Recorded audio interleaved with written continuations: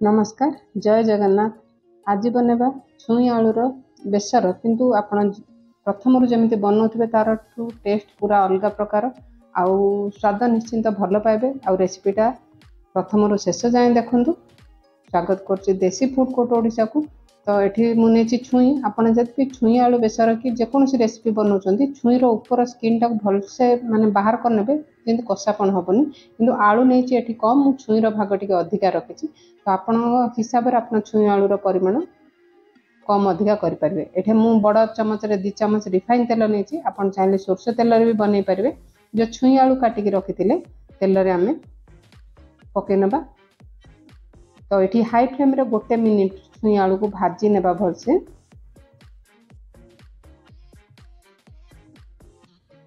तो 1 मिनिट भाजिला माने भाजिला परे आम अध चमच लुण ये देदेबा। तो आज हीर रेसिपी रे प्लीज कमेंट करी कहिबे आपन को चमच रे पकेले लुण समान लगे ना हाथ रे पकेले। मते तो हाथ रे पकेले ही टेस्टा माने लुण समान परिमाण रे जेमती पड़े लगे। मुझे कभर कर नहीं 2 ରୁ 3 मिनिट लो फ्लेम रे जमा मीडियम करवानी। तो छुई आलू माने क्रिस्पी हो भल लगे रेसिपी। तो ये खोल आ 1 मिनिट ये छाड़ी नवा जेहेतु आगे भाजी हम। तो चलतु आम रेसिपीटापी आम मसला बन नेबा। तो ये मुझे रसुण 10 ରୁ 15 कोला राग 4टा कंचा लंका नहीं। यहाँ राग कंचा लंका आपड़ जी राग खाइबे से अनुसार कंचा लंका ऐड करेंगे। तो आपड़ राग लंका गुंड ठू कंचा लंका पकातु टेस्ट भल लगे। ये नहीं माने जोड़ा कि हलदिया सोरिष 1 चमच आउ ये जो रेगुलर सोरिष नहीं अध चमच। आपण पार जब हलदिया सोरष नथिबो तो कला सोरष नहीं पारे किंतु यही हलदिया सोरषटा यूज कले तरकार बहुत टेस्ट भल आसते। 1 चमच नहीं गोटा धनिया अध चमच नहीं जीरा ताठू टिके कम नहीं पान मधुरी। तो चाहिए आप ये गोलमरच 2टा भी ऐड करें। अल्प पानी देकी गोटे चिकनिया मसला आम बाटी आनिबा। तो से भितर देखिपार छुई आलू आमर भल से फ्राए हो जाए। तो ये सब को बाहर करनबा।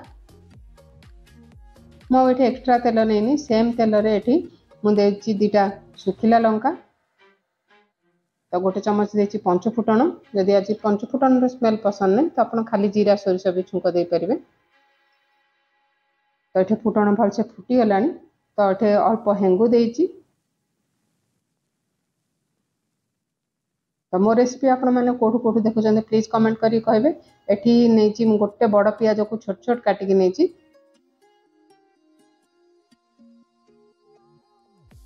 तो रेसिपीटा पूरा देखूँ। तो यहीपरि थे बनातु बन सारापर आपण रेसिपी केमी होता निश्चिंत आपण मतामत देवे। तो ये पियाज अल्प भाजी होगा बेसी आम कड़ा भाजबानी। भाजीगला ये 2टा देती टमाटो बड़ साइज 2टा टमाटो को छोट छोट काटिकी नहीं। सोरष मसला टमाटो भाग टे अधिका रही माने तरकारीटा टेस्ट लगे। तो मुझे आंबुल यूज करनी तो टमाटर परिमाण टे अधिका नहीं।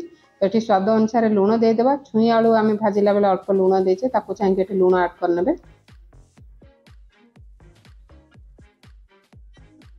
तो आज रेसिपी जदि आपके भी भल लगे तो वीडियो गोटे लाइक करने।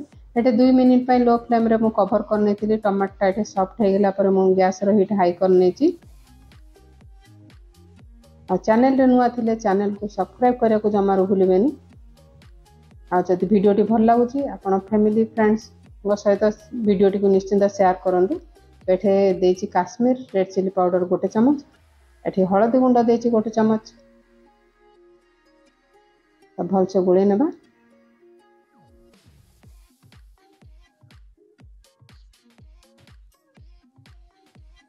तो आपण एमती रेसिपी छुई आलूर के बनई भी कमेंट करी कहे। तो ये मसला जो बाटिकी थिले से मसलाटा चिकनिया आप बाटे। जदि खदटा हो बसई ने ऊपर पानीटा देवे। देखो चिकन मसला बाटी। तो सोरष मसला को बेस समय कषानी अल्प समय 1 ରୁ 2 मिनिट भाजीला मुझे टे पानी देकी कवर करनी 2 मिनिट।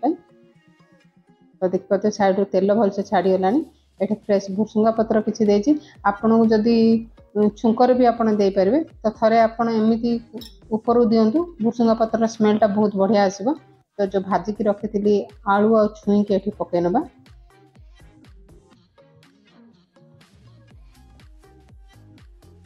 तो एपट सेपट 1 मिनिट माने मसला जेहेतु भल से कषि जाए छुई आलू भी भाजी जाए तो बेस समय कषिया पड़ोनी।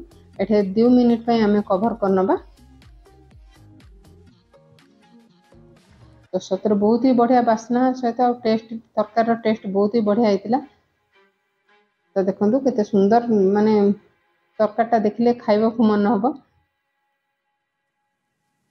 तो ये मु गरम पानी यूज करछि। आपण जेतिकी ग्रेवी दरकार से अनुसार आपण एठी गरम पानी पकई नेबे। तो बेसी पतला हेले भल लागबनी, तो ताकू चाहिए आपण एठी पानी दे देबे। तो गरम पानी दे देले माने जल्दी भी तरकारी भी हो आ तरकार टेस्ट भी भल रहइबो।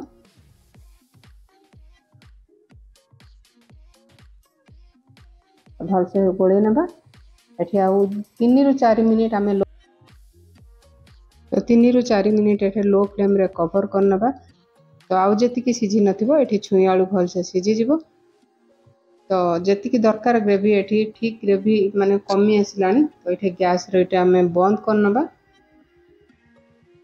तो एठी ठंडा हला परे ग्रेवीटा आउरी भी बहलिया हे जिवो। तो आपन को जदी टमाटो जदी पसंद नहीं तो आपन टमाटो को स्किप करी गोटे छोट आंबुल भी एठी पकई परिबे। तो चाहिए आपन ऊपर धनिया पत्र भी पकई परिबे। तो रेसिपीटा बहुत ही टेस्टी बनी थिला। तो देखि पारथबे केते सुंदर हमर छुई आलू बेसर बने के एठी रेडी हे गिला। तो जदि आज भिडियोटी भल लगी तो लाइक शेयर सब्सक्राइब करने को जमारू भूलिबेनी। आ भिडियोटा पूरा देखिथिबारु आपण मानकु बहुत बहुत धन्यवाद।